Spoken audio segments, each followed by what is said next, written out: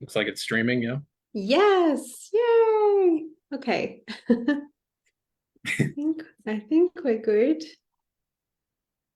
Ah, yes, here we go. We're live. Yay. All Fantastic. right. All right.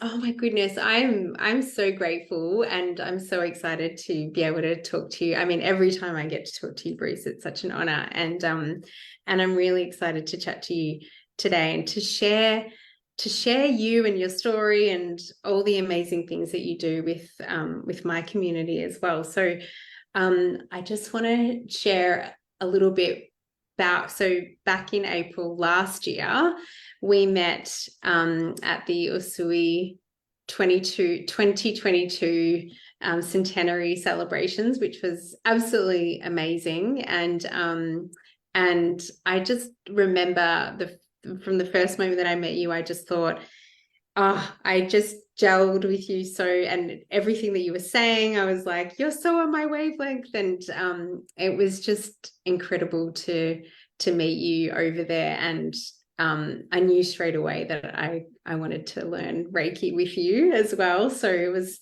yeah, it's been amazing. And I recently, a couple of months ago, I think I finished I did all my levels again with you, which has been incredible and also has helped again with my own teaching as well. I think every time, I always think, as we talk about, we're always a student, and it's so beautiful to keep coming back to the practices, and to do that with you has been so special. And I wanted to begin, I'll let you introduce yourself, and then I would love you to talk a little bit about your Reiki journey. And because you've one of the things that really attracted me to learning with you was, of course, the closeness in terms of the lineage to Usui, but also it's one of the lineages that it isn't, it doesn't come from the Hawaii or Takata kind of line. And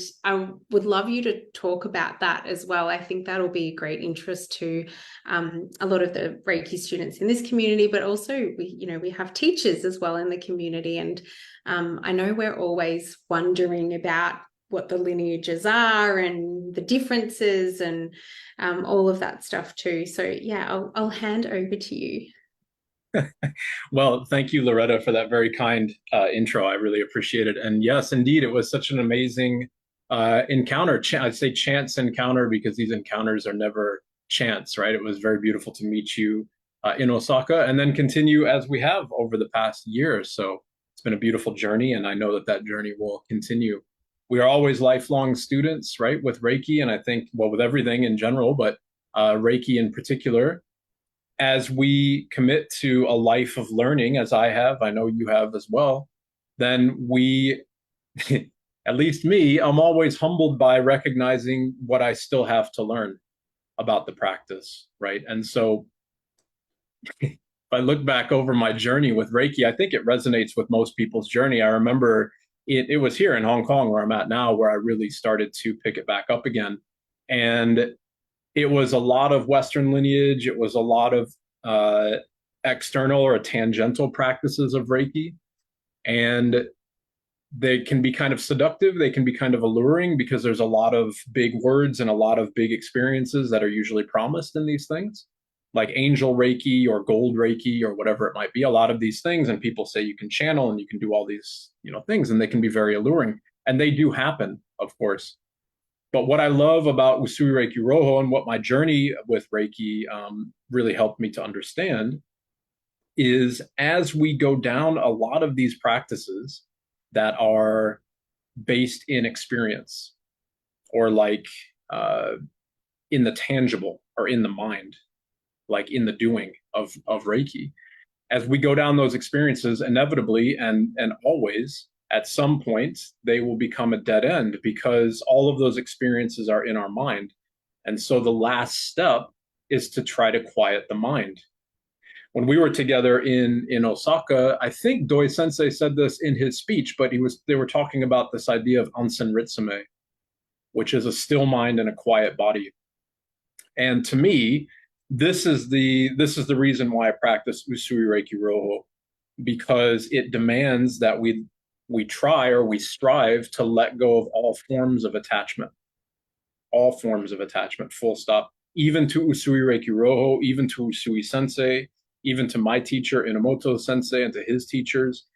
Because if we're staying in an active mind, then we're staying in the form or the activity of attachment, which means we are perpetuating our suffering in some way or another. Now, that doesn't negate the journey. The journey is, as it always is, right? We start with the things that are kind of the most open, the most alluring, and then it distills down to the most difficult. It's like getting a PhD. You start in kindergarten and eventually you get a PhD, right? And that's how the learning journey always works that way. And so that's kind of my trajectory with Reiki. I've been working with Reiki my whole life, before I knew what Reiki was. Just being very sensitive in the body and very active with meditation and these types of holistic practices, I could always sense or feel something in the body, but I didn't know what that was. And, one other thing that I really appreciate with Reiki is this understanding, like you mentioned with Takata Sensei bringing it to the West. It's really difficult for all of these other lineages of Reiki to call themselves Reiki. This is something we talk about in Japan all the time. And I want to make clear the name itself is not important. It's you can think of it almost like a brand. Reiki itself means the practice of Usui Reiki Ryoho, which means the practice that Usui Sensei was teaching. So for anybody who has taken that teaching and added to it, or claim that they download something, or they've upgraded it, or they've added symbols or whatever, that's not Reiki. It can be energy healing. It can be anything else. It'd be like taking a pair of Nike shoes and taking the logo off and then saying that you are also selling Nike shoes, but you've made them better. But it's not, we can't compare the things, right? So to me, it's distill down the practice and refine your learning so that you can recognize that it's a very deep journey inside. Yeah. Yeah, I guess one of the things that I find really fascinating is the idea of and we've talked about this before, how many different, I guess, lineages have come out and different styles of Reiki, and people channel their own kind of ways of doing Reiki, and now we've come into this practice, we've got these practices where there's like hundreds of different types of Reiki. And I find it really fascinating how we get these ideas of this one's better than this one, and this one's more powerful than this one. And Yeah. I know we've talked about that as well. And when I was, and I think like a lot of students, I think we go through and we do think about, especially if you're quite curious and interested in understanding more and more about Reiki, as I am, and as you are, and so many of us are. Mm-hmm. I find that what was really awesome when I was learning with you was just that validation. I think that, when it takes until our mastership, even though we may be learning all these different practices, and even in traditional Usui Reiki, there, of course, is all of those different meditations and the different practices that come with that. What I absolutely loved is that at the very core of that, coming back to what you said at the beginning there, it's about letting go of that attachment and that daikommyo, right? It is about actually just coming to that place and the still mind, the quiet body. And I think that was really validating in terms of it doesn't really matter, for those of you as well who have studied or are studying more, different kinds of Reiki and that sort of stuff. I think it's not about that, and it doesn't matter, because I think it's also fun and it's interesting to study different things, and do different types of energy healing as well. But it's about, I guess, not losing sight of what are we ultimately trying to achieve, and what is really helping us get to that point. And I think that will be different for everybody, right? And that's why I think some people are really, it really appeals to them to study different types of and train in different types of Reiki. And again, not saying one is better than the other, but I think, yeah, coming back to, hang on a second, what is the point of this anyway? And what am I actually trying to get out of it? And that was, you know, admittedly, you were the first teacher, I think, you know, and I've this is the fourth time that I've trained with Reiki, and you were the first teacher who really made that clear in terms of it's not about all these fancy things. And yeah, it was actually really, it was awesome. It was really, really awesome. You know, it gives me chills when we think about these ideas, because I think the way you're talking about it, Loretta, is the way that everybody goes on that journey. Like, imagine if somebody walks in brand new off the street to learn Reiki, and the teacher's like, yep, there's nothing to Reiki. It's just about a quiet mind. You're like, oh, I don't even know what that means. I can't quiet down my mind. I don't know what it means.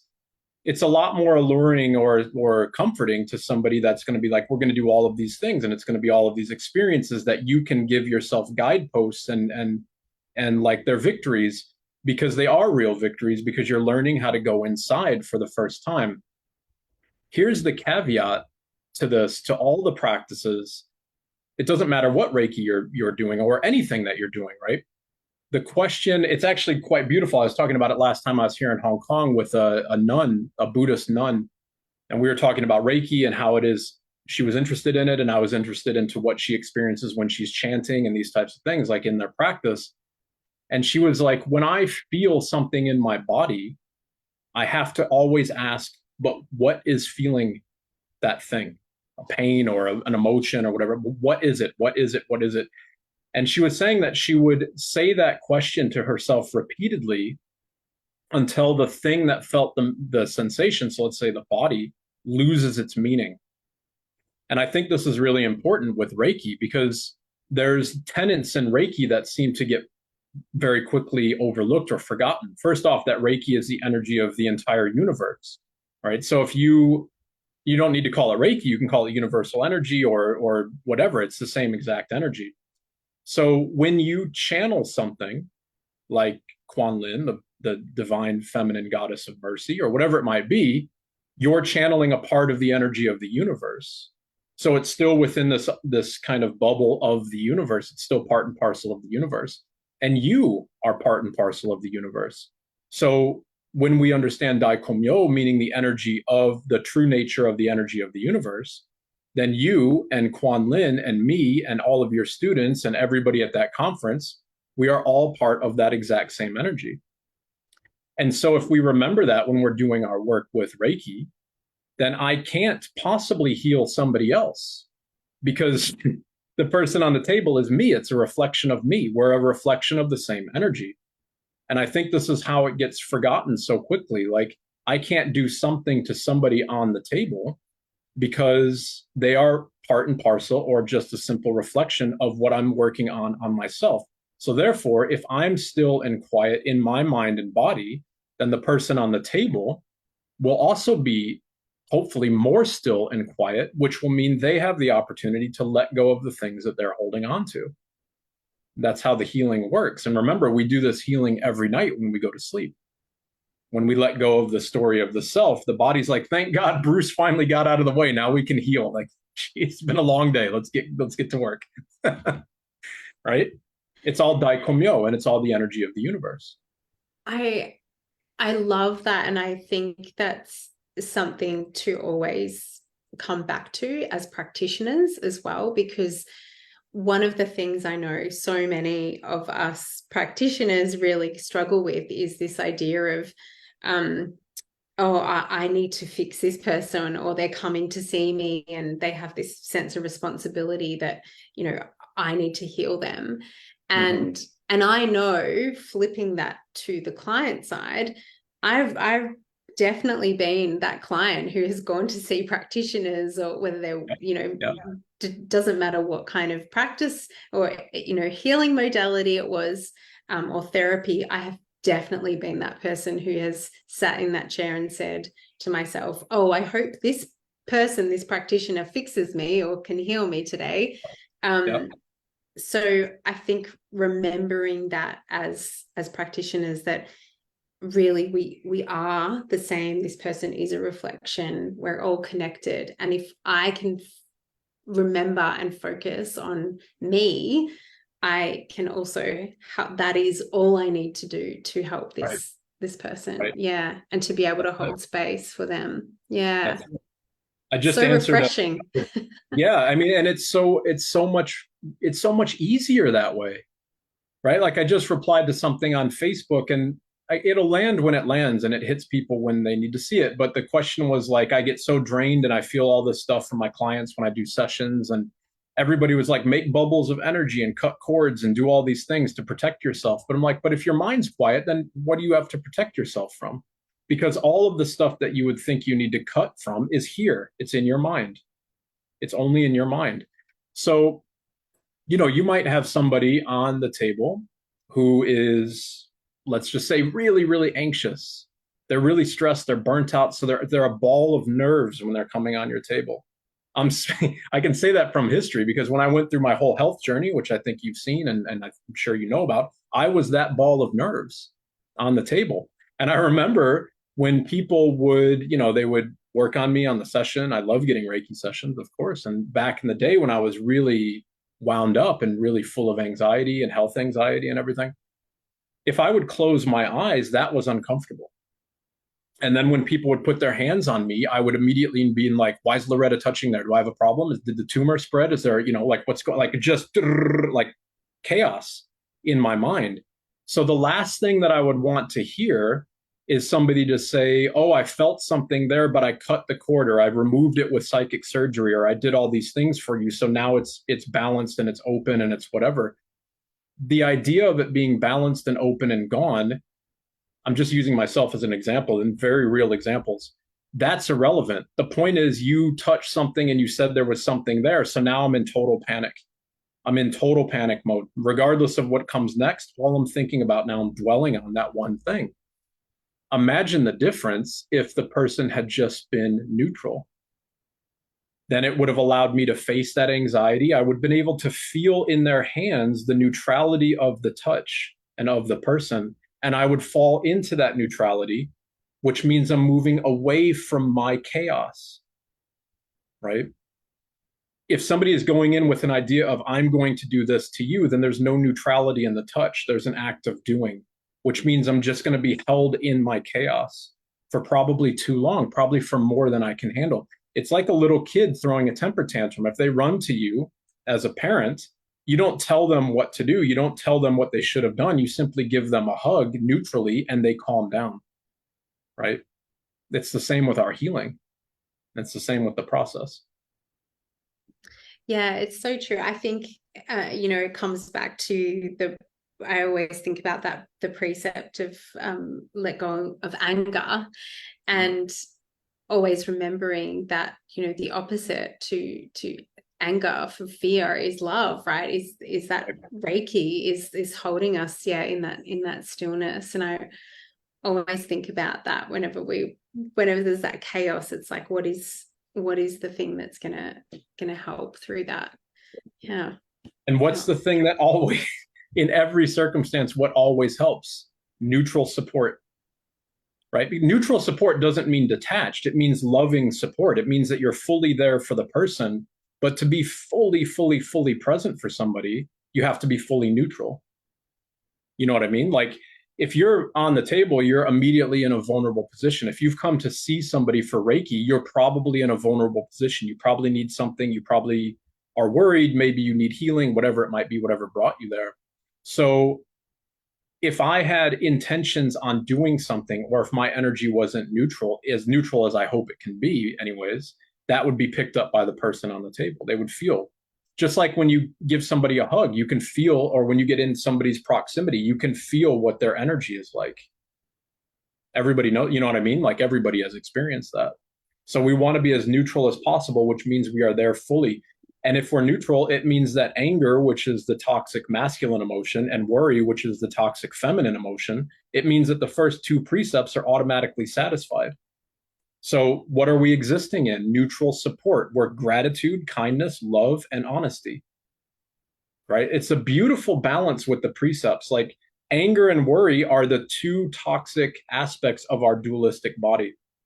And if they're gone, then we're left with the three aspects of Daikomyo, which is love, honesty, and gratitude. It's beautiful.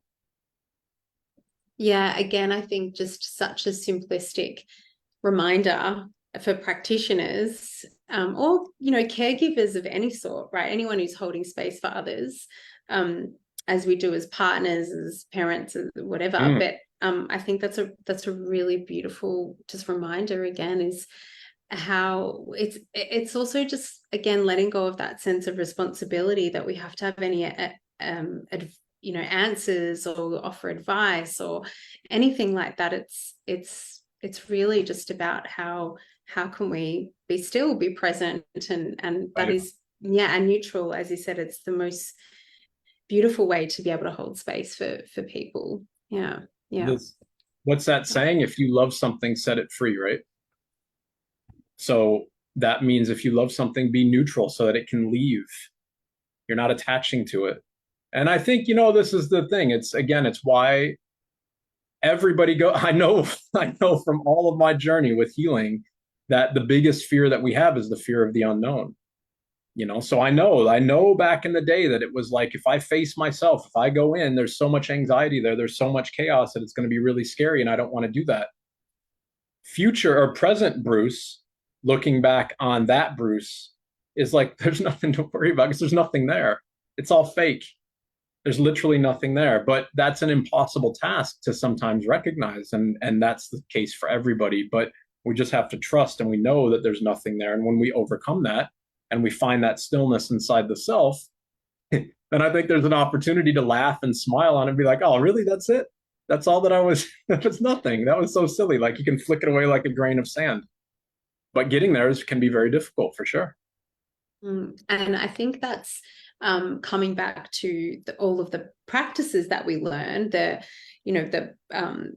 precepts, the symbols, all the parts that make up the Reiki practice, regardless of the lineages. I think coming back to that, it is exactly why when we are battling in those moments where things are really difficult and we can't see past the worry or the fear or the anger or wherever we're at, it is so nice to have a practice that we can hold on to that can help support us until we can get to a place where we have the strength to be able to let go, right? And that is the point. Yeah. So it's so nice to be able to recognize and also understanding, I think, through, eventually getting through the mastership, you realize through your master training that it's definitely not that destination, that there will be times where you need to go back. So it's, it's that, oh, today I'm feeling totally able to be still, and I have a quiet mind and a still body, and I am Reiki 100% today. And then there's other times where you're like, I'm so far from Reiki right now. Like I need to come back to my basic, whether that be just the precepts or the practices, the meditations, etc. Yeah, it's so nice to have a practice. Just on that, I think. Can you let me know? Sorry to interrupt. I don't want to I lock that question, but can you hear my washing machine is spinning? That's why I put it on mute. Can you hear that at all? No. Okay, perfect. That's so Perfect. good. Okay, sorry to interrupt. I didn't want your eardrums to be blasting away from the dryer. No, that's all. It's all good. Yeah, I was just going to say, I wanted to, in my own, I guess, practices and learnings and research as well, I think it's one of the things that I have, that I really have keep coming back to with Reiki, is that it really has this, it is a practice that really meets you wherever you're at, from that level one, and there's a clear trajectory, a clear pathway to continuously grow and evolve with you. And no matter kind of what you're battling with, even if you have that in those days where things are so, you know, stressful, or you're worried or whatever, it's not, I feel like there's always practices within Reiki that kind of, or there's elements to Reiki that can always meet you, no matter what you're kind of dealing with, because yeah, you're not always able to get to that point where it's even possible to have a still mind. Right. Yeah, I just wanted to know what your thoughts are around that. I feel like that's one of the things that I find so special about it, and also the fact that you can hold that space again for anyone, regardless of what they also are going through, or whatever ailments or symptoms they have, no matter the age, or no matter, you know, just really does not matter. It is a very unique practice in that way. Yeah, I'd love to know what your thoughts are around that.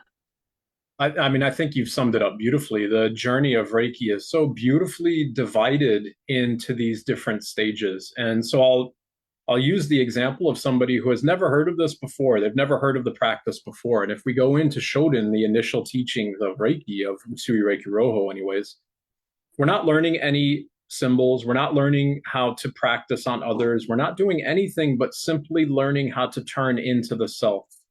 And most likely for the first time that anybody's really done that in earnest. Like, I'm going to really sit down and figure out what this internal thing is, right? And, you know, then we sit with that practice. We sit with the hand placements, we feel or we experience however that journey looks. For me, it's very tactile in the body.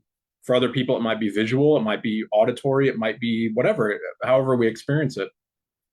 So we have that time, the 21 days at least, after you do each level, where you develop that journey into the self.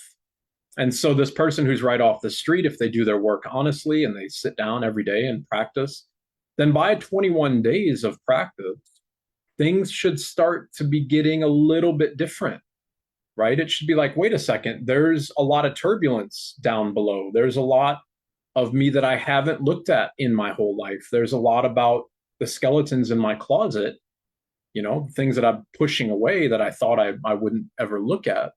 They're kind of coming to the surface. And that's not a scary thing. This is the beauty of Okudan. Okudan means the inner truth of Reiki. So you first learn about it, and now you're looking at the internal self, the inner truth of Reiki.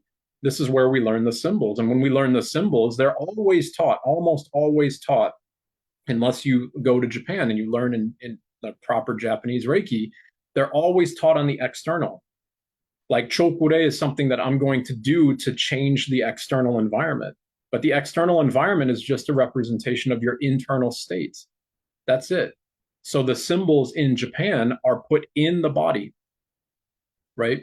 So when we go down to those skeletons and we notice that there's that turbulence, well, now we've learned the symbols and we learn the meaning of the symbols. The symbols have a very, very deep, very rich meaning. You know, as we've covered in my course, as you've seen, you can go so far into the traditional roots of these symbols. It's like a whole universe opens up with the meaning of these symbols. It's really, really beautiful. And so we learn that at level 2 to try to calm down that turbulence so we can hopefully recognize like it was just turbulence. Turbulence is a great way to say it because it's like a disturbance in the air. But what is air? Air is like you can move right through the air. There's nothing there really except for a little bit of resistance. So when we feel that resistance coming up, we have chokure, seihiki, and honjaze shone to work on that turbulence. So we then commit another 21 days. We dive into that turbulence to recognize that it was never really that big of a deal, or it's total chaos. And then we have to start back at Shoden, right? So we go back to the hand placements and then bring the meditations in and everything else. But with diligent practice, we start to recognize that there is a calmness inside of the self, right? And as that calmness rises to the surface, as we might be aware of that for the first time, perhaps, well, what is the nature of that thing that we feel? This is Shimpuden. And Shimpuden is the mystery teachings because it's a mystery. How do you explain what is unknown? You can't, right? The stillness has no meaning. It's got no context. This is Daikomyo. And so as soon as we recognize Daikomyo, at least for me, you usually have to start back over again. You feel it, and then it's like, well, now the chaos is back. My life has come back. My obligations have come back. I've got to go to work. I've got to do all the things. I've got a family. I've got to make dinner. I've got to do whatever. I've got to tend to the laundry or whatever, like all of the chaos comes back. And that's beautiful, because then that's an opportunity to go back to the precepts. Do you have a lot of stuff on your plate for the day? Okay, you can either get angry or worry about it. And if you do that, then you're just stuck in the cycle of duality and attachment and suffering. Or you can do your work honestly, you can be grateful, and you can be kind. And if that's the case, then that's when it's like, yeah, I've got things to do, but hand placements, wow, that calms me down so quickly. There's still some residual, okay, chokure, chokure, you just go into the self, and then it goes away so much quicker. And then you're back to Seiki, and then to Honjaze Shone, and then to Daikomyo, into the stillness, right? And in that stillness, that's where we really heal. Because if we can, I don't mean really like everything else is not part of the healing journey. I mean, the stillness is the place where the root of the issue is finally dissolved, because there's nothing there. It's the mystery teaching of Reiki, right? And, one thing that I love so much about this journey with Reiki, and again, it's not really taught that often, that Japanese Reiki demands 3 aspects to the practice only, which is the daily recitation of the precepts, daily self-healing work, self-practice, and the attunement process, or the Reiju. It doesn't talk about anything about healing other people or sending Reiki over distance or anything. And it doesn't talk about those things because they don't exist, right? They don't exist, because if I'm still and quiet, then I am the universe. So I don't have to do anything to the outside world. It doesn't exist, right? Yeah, it's coming back to the core of what it's all about, which is the universal energy. That's yeah. Exactly. And that we are just that expression of that. Yeah. And coming back to it. Yeah. Yeah. It's great. And again, coming back to letting go of attachment to all of those things and those practices. And it's not an easy thing to do. Like, I really want to stress, this is why it's daily self-practice. Daily recitation of the precepts, right? There was a great quote. There was a great little story, a quote or a video from the Dalai Lama. And this little girl got up, and she was so innocent. And she was like, but don't you ever get angry? And he was like, of course I do. As soon as a mosquito lands on my ear when I'm doing my meditation practice, that makes me angry. The question is not, do you get angry and do you get worried? You're human. So of course you'll get angry and you'll get worried. You'll probably get angry and worried within the next hour. The real question is, when you're there, how quickly can you let go of it and try to come back to center, right? Which one of those is the central neutrality going to be driving your ship, or is anger and worry going to be driving your ship? Which one of those is leading your compass into the external world? If the external is just a representation of your internal state, then, and we've all seen this, right? The person who is calm and quiet, they can walk right through a storm and not be affected by it, a literal or metaphorical storm. But the person who's led by anger or worry, then everything is a war, right? Everything is a problem. Everything is an issue that has to be dealt with explosively, right? So how can those two people exist side by side in the exact same environment with the exact same stimuli? Because it's all about the internal state. And I think this is beautifully bringing it back to coming back to Shoden, to level 1, where we come back to the awareness of self, because it's not really until we have that awareness that, oh, I am in a state of worry. I am angry. I am feeling angry. It's when we have that awareness that we're actually able to shift through it, to change it. Right. So I love that as well. And it just beautifully shows us how we continuously go on this journey. Right. through the levels. So good. My gosh, I can just talk to you about this stuff all day. But I'm mindful of time, and I don't want to keep you all night, but I would love you to talk about something. I'd love you to talk about some of your offerings, but one in particular I know that is coming up in the next few months, and so special, and as we were talking earlier, possibly just a once in a lifetime opportunity. Certainly it's never been offered before, anything like it. So I'd love you to talk about it with my community and share what the magic that you've been working on. The magic that is coming in April. So yes, thank you for the opportunity. It really is an incredible opportunity for anybody who has a Reiki background. It doesn't have to be, maybe you're brand new to Usui Reiki Ryoho and Japanese Reiki, or it's intriguing to you. This opportunity is open for everybody. And so it's my next pilgrimage to Japan, which is taking place on the 19th to the 26th of this coming April 2024. And this one is, I cannot wait. I cannot. I'm going to be super giddy through this, so please just excuse that. It is absolutely full on a daily basis. It is full of events that even one of them would be like, wow, that's an incredible opportunity. There's so much happening on this tour that has never been offered before on any Reiki tour, on any pilgrimage to Japan. So I'm so excited about it. It's hard for me to even speak about it. So I'll just give some of the highlights. We're going to start the tour with a private tour of the Shogo-in Temple in Kyoto. So the Shogo-in Temple is the head lead temple, or the main temple of the practice of Shugendo in Kyoto. So this temple is currently closed to the public, but it's such an integral temple into the history of Kyoto. There's an area in the very center of the temple where the Meiji Emperor used to meet with his high council, and they were signing all of their writs and decrees and things right in the middle of this temple. And we start the tour here with the amazing opportunity to be led by the senior priest and the acting head priest of the temple. Now, last year I was with the head priest of the temple, but I've never met the senior priest, who is the head priest's father. To my knowledge, he's never offered a tour like this. And definitely right now, this temple is closed to the public, but we're going to get a full tour of the temple that's close to the public. So that in and of itself is amazing. On the tour, continuing, because this is a Reiki and an esoteric spiritual tour, right? Because the two of them, like we've been talking about, Loretta, like Reiki as a thing, the more you practice it and the further down that practice you go, it dissolves itself. It becomes esoteric. It becomes a practice of oneness, right? So, of course, outside of Kyoto, as I know you've been to, right? When we were there, we were talking about this as well when we were in Osaka together, is beautiful Mount Kurama, the mountain where Usui Sensei had his enlightenment. So we'll have 2 tours to Mount Kurama, 2 journeys up Mount Kurama.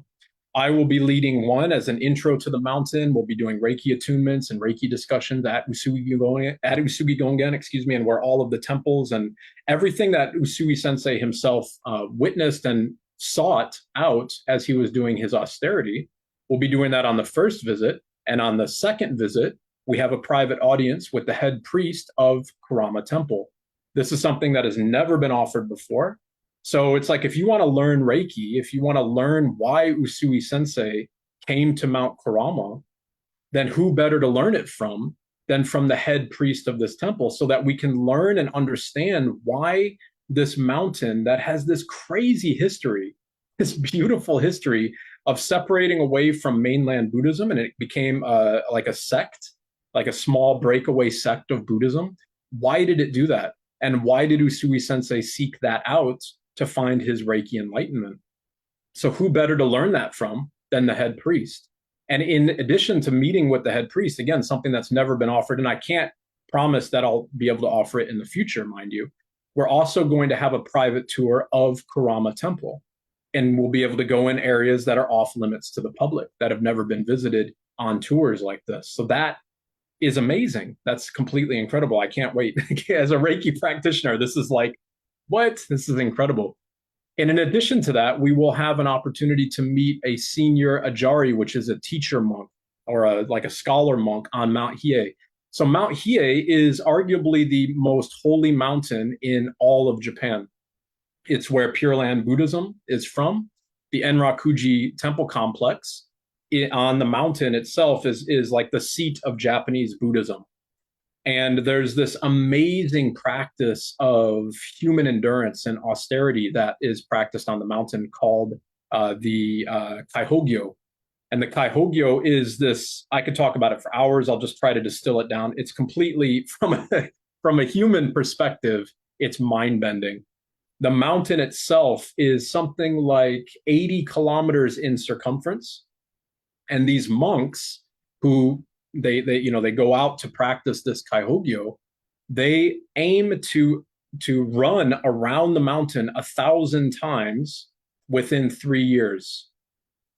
So if you think about the kilometers that are run, or the mileage, depending on where you are, that's run, it's like running a marathon every day, almost for 1,000 days. So if you take 365 times three is what, like quick maths, like 1,350 days. So in those 1,350 days, they have to run around this mountain 1,000 times. That's like running around the Earth twice at the equator, or something like that's completely absurd. If they finish, oh, by the way, that's not absurd enough. If they can't finish one lap, then they have a ceremonial dagger with them and they have to kill themselves. Yeah. And this isn't like it's not like a padded, super like modern trail that's got like railings and all that type of stuff. It's a mountain trail, ups and downs and rocks and roots, and it's not very well maintained in a lot of areas.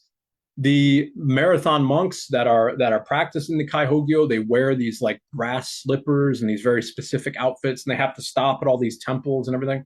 So, anyways, if they do that, which is insane in and of itself, then they have two different time periods of fasting and deep austerity. So the first one is they sit and fast for 7 days, but this is not just fasting. So they sit and fast without water, without food, and without sleep for 7 days straight.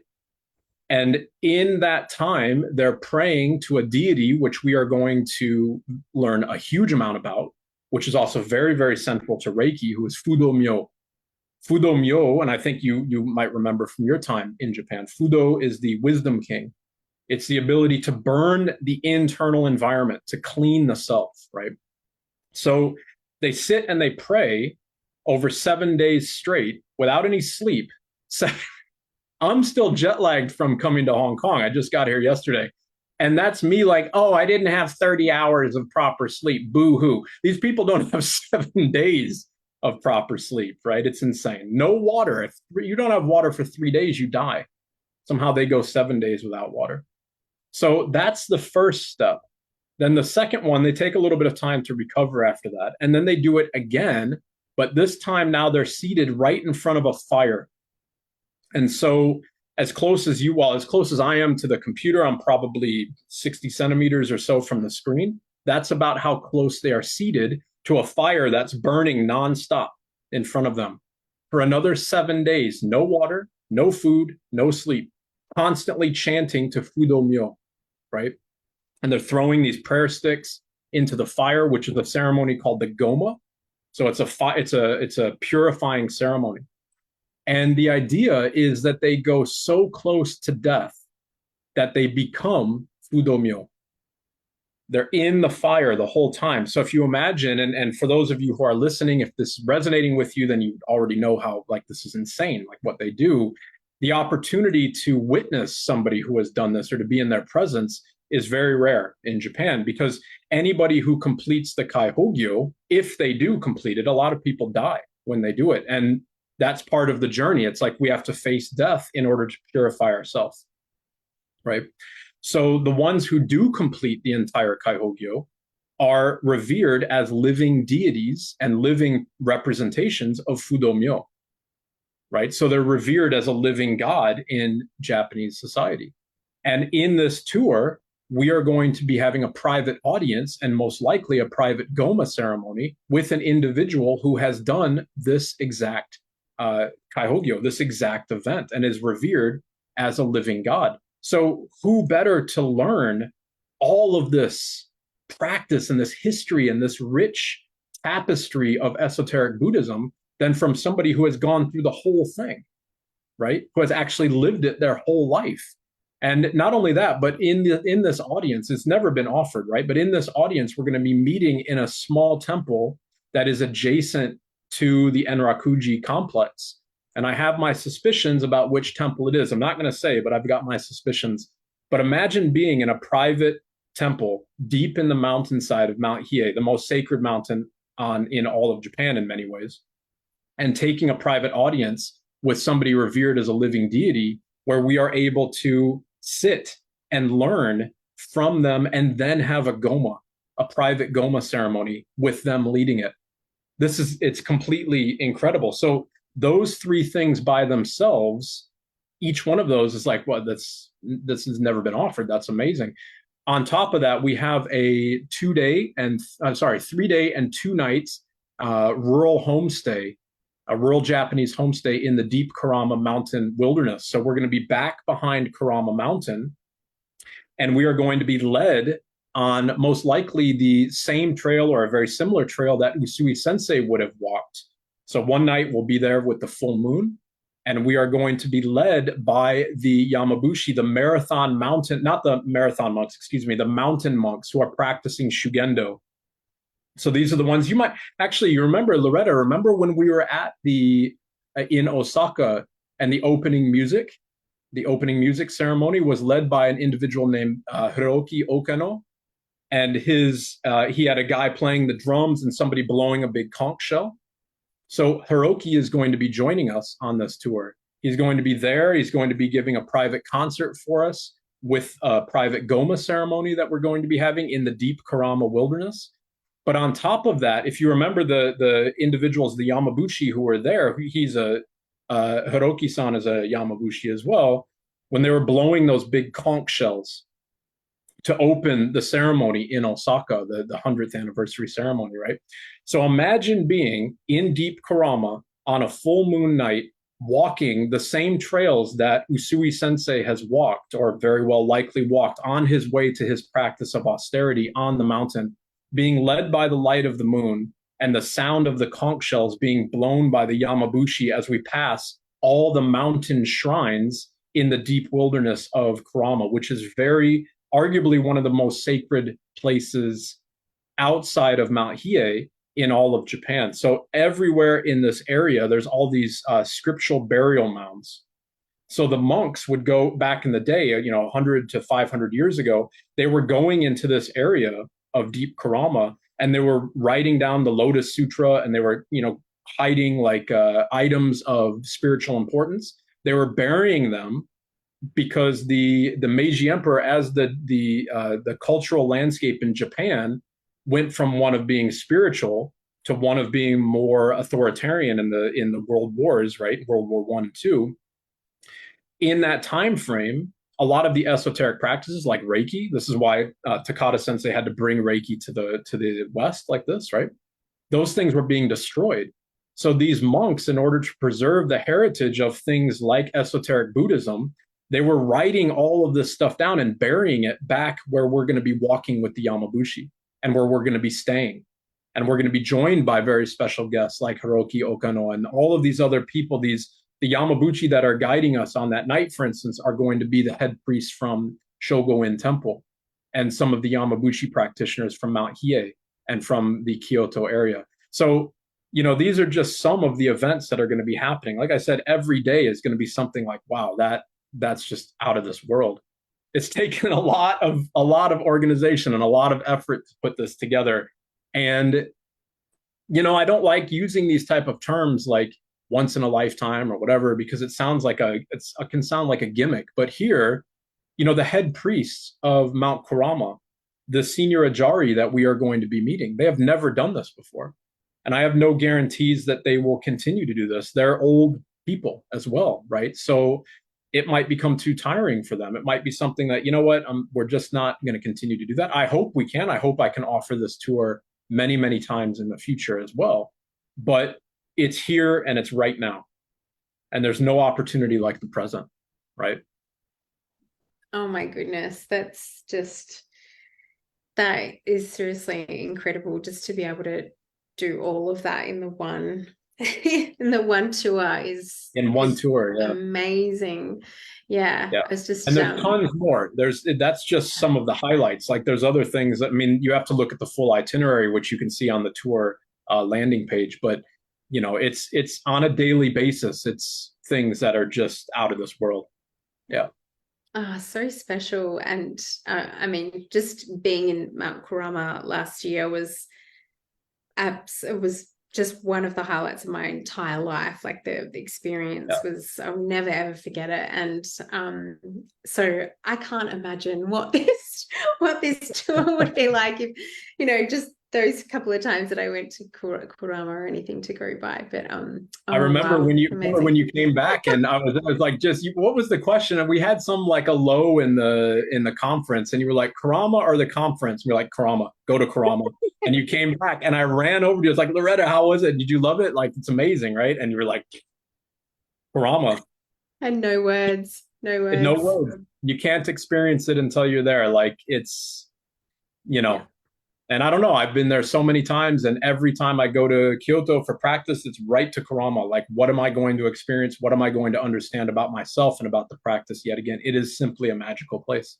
It is 100%. really magical, and you can't yeah, it's so hard to describe it to people, but I think when I was there, I felt so much more connected to my Reiki practice and just having an understanding with Usui Sensei of where, obviously, 100 years ago, so different the landscape in which he would have walked up there Mm. and stayed up there. But you understand that, I was only there for a few hours at a time, but to be there for 21 days and even, in your tour to be there overnight and to spend time there, like I can't imagine the experiences you would have because yeah, it just, yeah, so many aha moments and Uh, yeah, it was amazing. Absolutely amazing. So very, very the special, Bruce. It's really the special. energy there, yeah. I mean, it's an honor to be able to bring this to people. Yeah. Really, it's my humble service to the practice as well to be able to offer this opportunity to people. To me, I don't think it's any exaggeration to say, like, as I've asked, people have asked, like, well, what's the point? Go to Karama. Like, I've learned Reiki. Do I need to go to Karama? I try to say it like this tour. Well, Karama itself is like let's say that you're a Catholic, and then you go to the Vatican City, for instance. Like you go, or maybe you're a Muslim and you go to the Hajj. You don't necessarily practice the Hajj, but you go to Mecca. Okay, like so you do a pilgrimage, right? But imagine being at the Vatican on a tour, and then the tour guide is like, "Oh yeah, by the way, through those doors is a private audience with the Pope." You're like, "Wait, what?" Like that. Imagine how you are as a Catholic before and after that. You know what I mean? Like there's no comparison. You To understand these things, we have to experience them. That's the beauty of every religion has a pilgrimage worked into it in some form or another, right?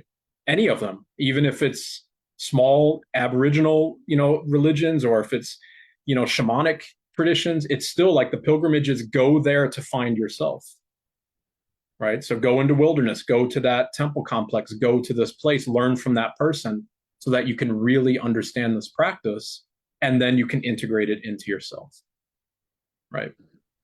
And Yeah, that's what it's we a do. it's a good analogy. Yeah, in terms of I think you also just strip back to the essence of what it's about when you do something like that. Like when I was on Kurama, obviously it wasn't, I wasn't learning Reiki there, and I wasn't learning all the practices and all the things. No one was saying to me, oh, part of being on the mountain is you have to do these hand positions or anything like that. But it's just, it's like the mountain teaches you whatever it meets you wherever you're at, and it will strip you bare to seek that truth within you. And that's probably the best way to describe it. It was yeah, it's just amazing that being in a place could do that to you. It Yeah. was, I've never experienced anything like that before. It was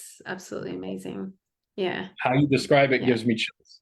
It's not going to show up, but literally that because you've hit it dead on. Like you go there, the first time this Making sums me it up. emotional again. It's so everywhere. It gives me the first time I went to Karama, I went right. I think I told you this when we were together in Japan, but I was going to. There used to be an onsen. It's now closed, but there used to be an onsen just past Mount Karama. Yeah, and my wife and I went up there, and we were walking to the onsen, and we came back, and I was like, "Oh, that looks like this is the beauty of how this was shown to me." It was like, "Oh, that's a cool looking temple. Like, what is that?" And then it was like, oh, that's Mount Karama. And I was like, yeah, Mount Karama. And I was like, oh my God, that's Mount Karama. Like it didn't connect because I was like sensory overload. It was on a trip that it was a long time ago and it was all this stuff happening. But the beauty of like, let the mountain show you and just let go of your attachments. I got to the tour, not the tour, to the ticket gate, which is right there. You remember it's right there by the gate, right? And there was a nun there. And I was like, this is the mountain where Reiki came from. She's like, what are you talking about? What Reiki? What is that? And I was like, you know, the thing, like there was this monk who came here and learned how to heal people with his hands. And she's like, oh, yeah, you mean that energy thing, right? I was like, yeah, that you heal with it. She's like, yeah, I think something like that happened. Anyways, enjoy the mountain. She was in the most polite, like Japanese way possible. She was pretty much like, shut up and just enjoy the mountain. And that's what you're here for. You're not here for the story you've learned. You're here for yourself. Let the mountain teach you. And it does. Oh, does it? Oh, does it? Oh, I love that So so cute. much. It was so cute. Just go and yeah. I think so, but just enjoy. Like so polite, so humble. It was awesome. It was perfect. Oh, that's so Yeah, true. I love it. perfect. I love it. Oh, And it's on Karama, I think the most interesting thing is the deity. The main deity of the mountain is Sonten, this faceless, formless deity. And so there's three. I don't want to say like the major deity would be Sonten, and then I don't want to say minor deities are lesser because they're not, but there's three other deities, which is Bishop Montan, Kenon, and Mao San. And then there's supporting deities within that. And the beauty of the mountain is those deities represent in many ways, or they mirror, they don't represent. It's not like this is where it's come from, but they perfectly represent or mirror the trajectory that you take through Reiki, right? Daikomyo is Sonten. The faceless nature of the deity of the mountain is Sonten when you really find yourself. I cannot wait to sit there and talk to the head priest who has this whole lineage is new, by the way. This offshoot from Kurama is only how old is it? 50 to 70 years, something like that. That this deity and this offshoot of Kurama has existed, this Kurama Dera or this Sonten sect. And so we're only talking like one or two, maybe only one, not likely, but maybe the first, or we will be meeting then the second ever head priest of Kurama Mountain. So imagine like the opportunity to learn exactly why Usui Sensei came there and then to find that in yourself. That to me, I can't wait. I absolutely can't wait. It's going to be incredible. It's going to be incredible. oh, so amazing. That is the I remember when we walking up and then there's that kind of I think it's the first before you go up to the cable car, when you walk into that area and there's those statues and the deity and that there is Sonten, isn't it? The statue. I think the one you're first talking about with the water is it the one right when Yes. you the gate? I think that's Kenon. So Oh, that's is it? Okay. divine feminine. Yeah, the only representation of Stone 10 that I'm aware of, and it's very, very beautiful. It's in the very back of Kurama Temple. And so Right. Yeah. if you remember the power symbol at Kurama Dera, the little triangle with the So when you're standing there, you're facing the statue of Sonten, and it's purposely set up so you can only make out this idea of a statue. Not the image, not the gender, not the look, nothing about it is identifiable because you are supposed to see yourself as Sonten, right? We I come love in it. through the main gate and we see the statue of Kenon, and she's holding a long lotus flower that's pouring water out, right? I think it's a lotus, maybe it's a pitcher, but she's pouring out water. And already we're starting the journey into what Reiki is. Reiki is the rain that falls from the mouth of a female healer. if we break apart all of the kanji, all of the, like if you think of Reiki in Japanese, it's an amalgamation of many different symbols. And if we take all of those symbols apart, and it creates an entire story, and we're talking about this rain, this feminine rain that falls down to nourish the earth. So as soon as we walk into Karama, what do you see? The divine feminine pouring water into a fountain. And then you start your journey inward. It's It's so, incredible. so beautiful. So Yeah. beautiful.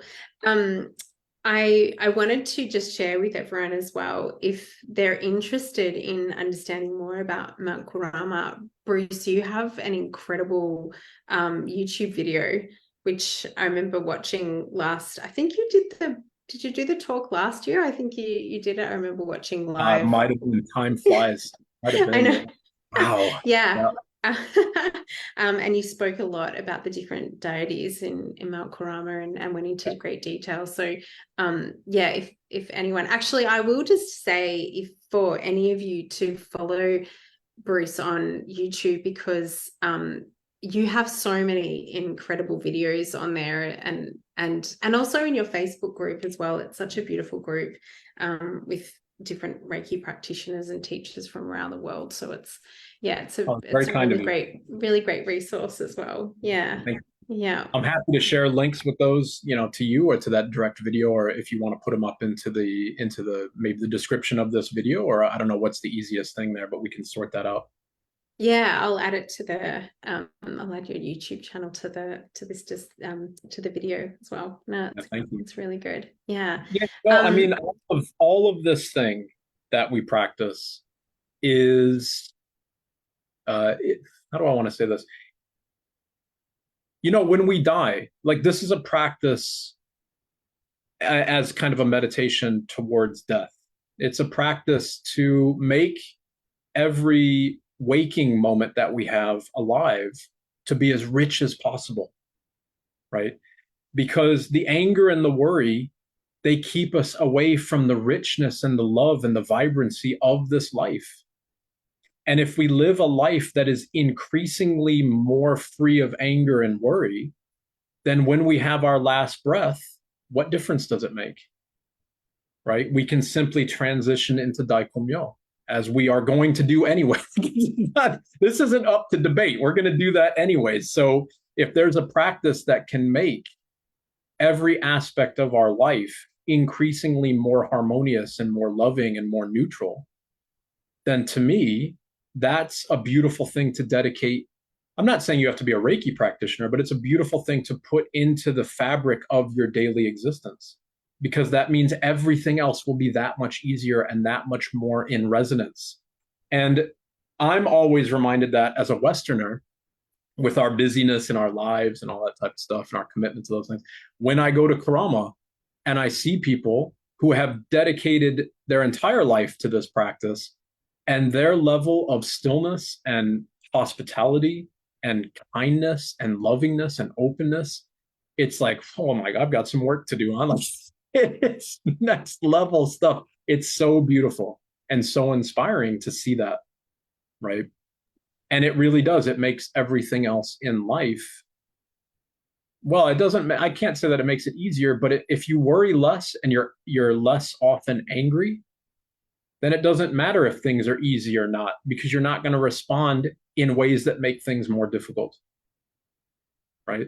So this is the beauty of Reiki to me. It's the beauty of allowing this journey into the self, of self-discovery. And it's a journey that might seem daunting at first, but as we grow through that journey and we recognize it's a journey of letting go, this is why I practice Usui Reiki Ryoho, because that's specifically what it demands, as opposed to all the other branches, which might be like attached to this or do that or understand this or channel this or get new symbols or whatever. You will get new symbols. You'll download, you'll channel, you'll hear angels, that stuff happens all the time. But you are, like, the way I talk about it is, that is you simply telling you how to take the next step.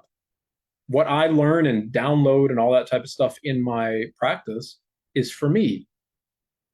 What I share to the world, hopefully, is neutral and without attachment, so that you can find your own downloads and your own things and go on that journey as you need to. So hopefully you can teach I mean collectively you, I know you're doing this, but I mean collectively you do it with neutrality and honesty and kindness as well, right? And that's what we find on Mount Kurama. The stillness and the depth of that mountain will teach you to be humble. That's why Usui Sensei went there and fasted for 21 days to face himself and to become humbled, right? It's a beautiful journey. Beautiful journey. So beautiful. And I love that reminder as well that, again, it's not about how great our practice is. It's just about practicing, right? And it doesn't matter how many incredible things you've channeled today or whatever is happening during your practice. Really, we do these things because we want to, we want our life to be great. We want our life to be full of joy and love and all of those things of gratitude and honesty and, all the things we talked about earlier. And it's remembering that. It's remembering the why. I think it's really, really important. Yeah. And beautiful reminder, like, even if you're not feeling like you're getting to dichotomy, or like we'll all get there. we will Yes. absolutely all get there. Yeah. Yeah. But what can you do now to help yourself let go of the anger, the worry? Yeah. Yeah.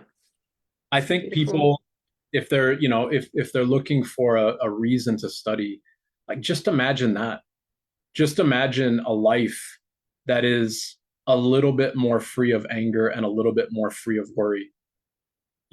For me, what is it now, 8 years ago when I started to really dive into Reiki, I would have been seriously, I would have had a certifiable anxiety disorder.